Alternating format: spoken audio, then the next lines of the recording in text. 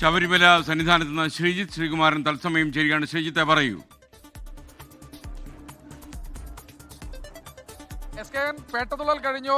നാളെ ഉച്ചയ്ക്ക് 3 മണിയോടുകൂടി പന്തളം കൊട്ടാരത്തിൽ നിന്ന് തിരുവാഭരണവും വഹിച്ചുകൊണ്ടുള്ള ഘോഷയാത്ര ആരംഭിക്കും. അത് അയിരൂരിലായിരിക്കും ആദ്യഘട്ടത്തിൽ അവസാനിക്കുക. അതിന്റെ തൊട്ടടുത്ത ദിവസം വീണ്ടും തിരുവാഭരണ ഘോഷയാത്ര നടക്കും. അങ്ങനെ 14-ന് വൈകിട്ട് ഒരു 6 മണിയോടുകൂടി തിരുവാഭരണ ഘോഷയാത്ര ഞാൻ ഇപ്പോൾ നിൽക്കുന്ന ഈ സോപാനത്തേക്ക് 18-ാം പടി കയറി ആ സംഘം എത്തിച്ചേരും.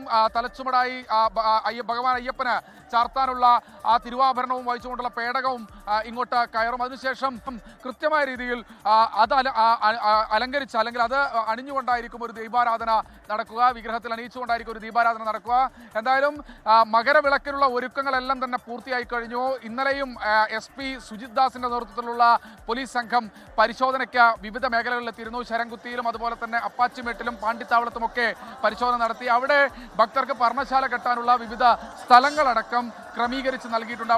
അവിടങ്ങളിലൊക്കെ തന്നെ ഭക്തർ ഇപ്പോൾ ഉണ്ട്. എന്തായാലും വലിയൊരു തിരക്ക് സന്നിധാനത്ത് അനുഭവപ്പെടുന്നില്ല നമുക്ക് നിസ്സംശയം പറയാം. വൈകിട്ട് 7 മണിയോടുകൂടിയുള്ള ഒരു കണക്ക് പ്രകാരം ഏതാണ്ട് 60,000-ഓളം ആളുകൾ മാത്രമാണ്, അല്ലെങ്കിൽ അയ്യപ്പ ഭക്തർ മാത്രമാണ് ഇപ്പോൾ ദർശനം നടത്താൻ വേണ്ടി എത്തിയിട്ടുള്ളത്.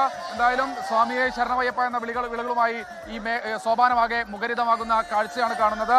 എന്തായാലും 14-ന് മകരവിളക്കിനുള്ള ക്രമീകരണങ്ങൾ അത് സന്നിധാനത്ത് മാത്രമല്ല, സന്നിധാനത്തേക്ക് വന്ന 35,000 പേർക്കാണ് പ്രവേശനം. ഹൈക്കോടതിയുടെ ഒരു ഉത്തരവ് നിലവിലുണ്ട്. 30,000 പേർക്ക് വെർച്വൽ ക്യൂ വഴിയും സ്പോട്ട് ബുക്കിംഗ് വഴി 5,000 ബാക്കി 5,000 പേർക്കും അങ്ങനെയാണ് ഒരു ക്രമീകരണം ഒരുക്കിയിട്ടുള്ളത്. എന്തായാലും എല്ലാ സുരക്ഷാ സംവിധാനങ്ങളും ഒരുക്കി പോലീസ് കാത്തിരിക്കുകയാണ്.